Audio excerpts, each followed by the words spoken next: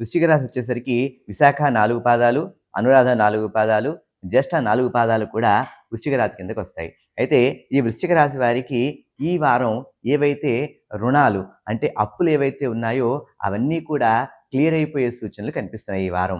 అలాగే ఈ వారం ఉద్యోగస్తులు ఎవరైతే ఉన్నారో వారికి ఆశించినటువంటి చక్కటి ఫలితాలైతే ఈ వారం అయితే లేవు ఈ రాశి వారికి. ఎందుకయ్యా అంటే ఆఫీసుల్లో కానీ, వారు చేసే కార్యాలయాల్లో కానీ అంత చక్కటి సపోర్ట్ అనేది వాళ్ళకి దొరికే అవకాశం అయితే లేదు ఈ వారం. అలాగే వ్యాపారస్తులు ఎవరైతే ఉన్నారో వారు సాధ్యమైనంత వరకు కొత్త పెట్టుబడులు కూడా ఈ వారం పెట్టుకోకపోవడం అనేది మంచిది. ఎందుకంటే ఈ రాశి వారికి అంత ఆశాజనకంగా లేదు కాబట్టి.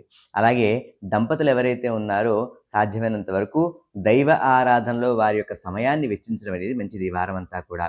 అలాగే సాధ్యమైనంత వరకు ప్రయాణాలు ఏవైతే ఉన్నాయో ఆ ప్రయాణాలన్నీ కూడా వాయిదా వేసుకోవడం అనేది మంచిది. ఎందుకంటే వాహన ప్రయాణం అనేది ఈ వారం అంత ఆశాజనకంగా లేదు ఈ రాశి వారికి. అలాగే విద్యార్థులకు కూడా మిశ్రమ ఫలితాలే ఉన్నాయి. ఈ రాశి వారికి అదృష్టమైన సంఖ్య 9. వీరు సాధ్యమైనంత వరకు అమ్మవారి ఆరాధన, లలిత అమ్మవారు కానీ, దుర్గా అమ్మవారు కానీ ఆరాధన చేయడం వల్ల మంచి ఫలితాలు ఇచ్చే అవకాశం కల్పిస్తోంది.